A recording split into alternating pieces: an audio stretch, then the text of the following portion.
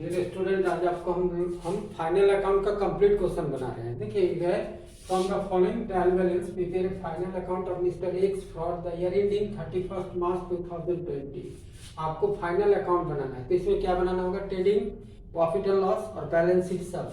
आपका क्वेश्चन इस तरह है, पार्टिकुलर अमाउंट ट्रायल बैलेंस दिया हुआ है, जैसे salaries 5400, insurance 2500, cash 400, purchase 84,170, rent credit में है। रेंट देखिए डेबिट और क्रेडिट है ट्रायल बैलेंस में, तो रेंट क्रेडिट में है 3150, इसका मतलब रेंट रिसीव्ड है। जैसे रेंट रिसीव होगा तो क्रेडिट होगा, इनकम है, और यदि रेंट पेड किए हैं तो डेबिट में होगा।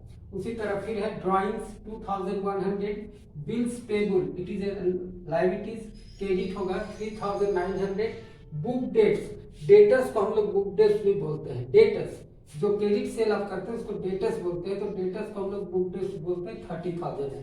क्वेश्चन कंटिन्यू है, इसके बाद फिर है ना। ये छोटा बोर्ड है, पूरा नहीं आ रहा है, इसलिए हम इतना किए, फिर हम कर रहे हैं। देखिए फिर है आपका ओपनिंग स्टॉक है 29,500, बुक बैंक ओवरड्राफ्ट, मतलब बैंक जैसे ओवरड्राफ्ट क्या होता है, जैसे मान लीजिए आपने बैंक में जमा रखा है 1 लाख और किसी कारण से आपने 1,50,000 निकाला, तो 50,000 क्या हो गया? ओवरड्राफ्ट हो गया।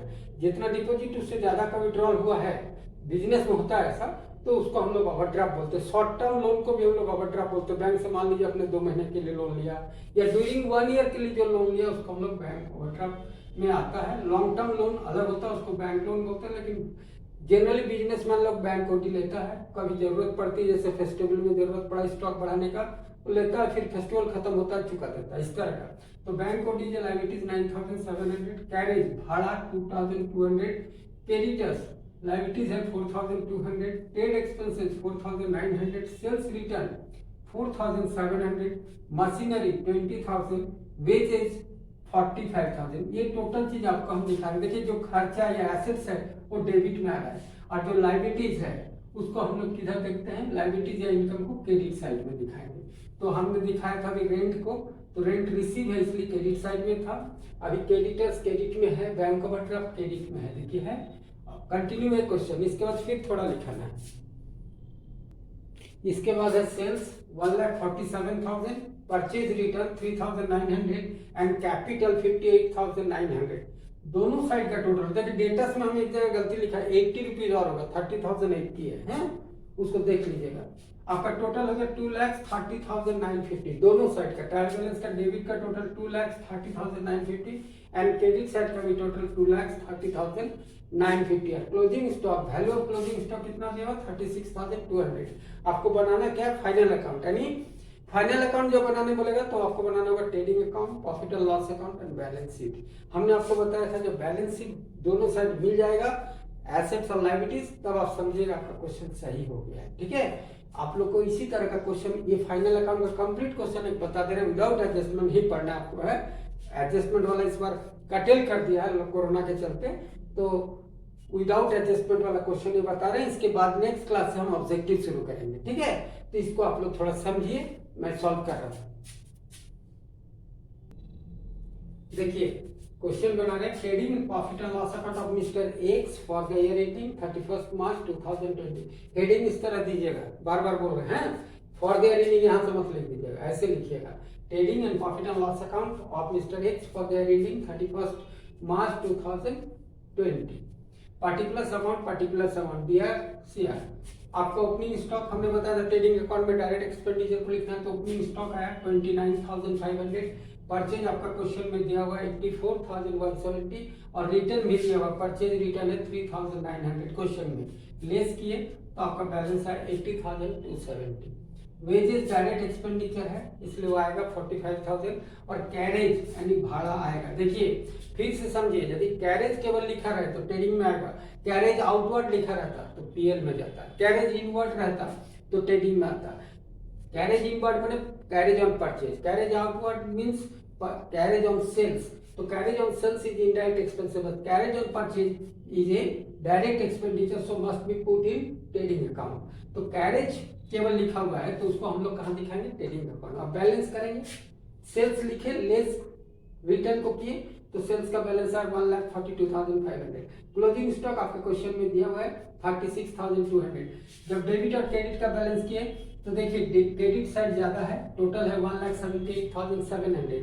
अब बैलेंस किए तो आपका 21,730 जो आया 21,730 बैलेंस कीजिएगा, इसको टोटल करके इस टोटल से लेस कीजिएगा। तो डिफरेंस है ग्रॉस प्रॉफिट हुआ। यदि इधर ज्यादा होता तो ग्रॉस लॉस होता, तो इधर ज्यादा है तो आपका ग्रॉस प्रॉफिट कितना होगा 21,730।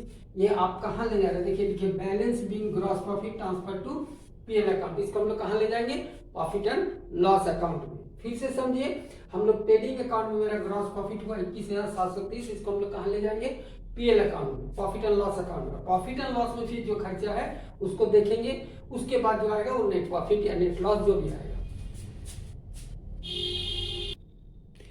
देखिए आपका ग्रॉस प्रॉफिट आया था, उसको हम लोग लिखे by gross profit transfer from trading account कितना आया था 21,730।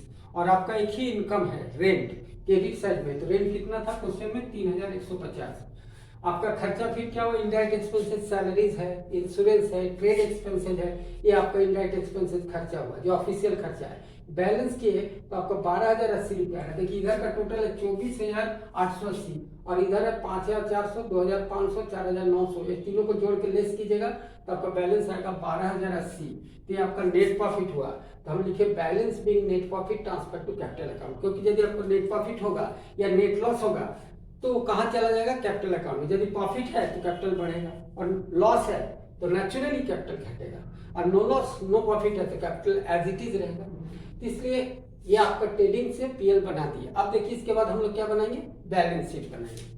देखिए अब हम लोग बैलेंस शीट बना रहे हैं। Balance sheet of mister X as on 31 March 2020। Liabilities amount, assets amount. आपका कैपिटल है according to question 58,900। Add net profit, आपका देखिए प्रॉफिट एंड लॉस अकाउंट में नेट प्रॉफिट कैलकुलेट हुआ 12,080 ऐड हो गया, ऐड हुआ 58,900 प्लस 12,080 70,980। उसमें ड्राइंग लेस होगा। Drawing means personal expenses.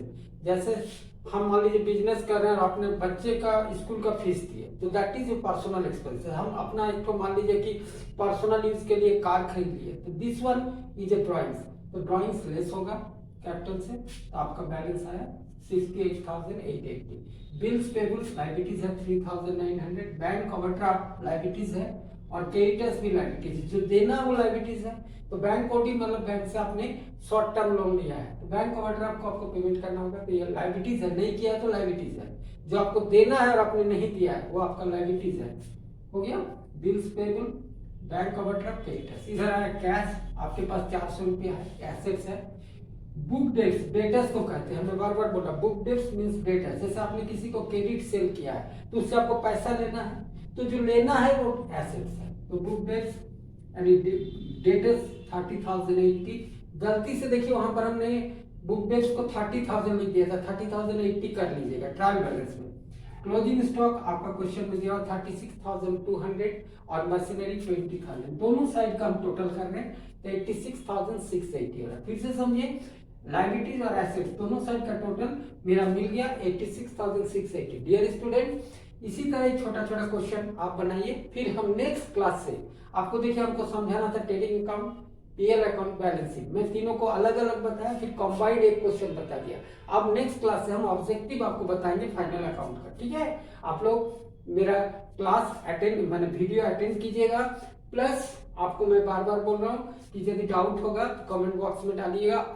Otherwise यदि कॉलेज खुल जाती है फरवरी में तो मैं आपको क्लास में तमाम तरह के डाउट को क्लियर कर दूंगा और फिर अच्छा से फिर एक बार रिपीट कर दूंगा। लेकिन आप लोग पढ़ते रहिए, ये मेरा रिक्वेस्ट है, स्टडीज को कंटिन्यू रखिए। Thank you.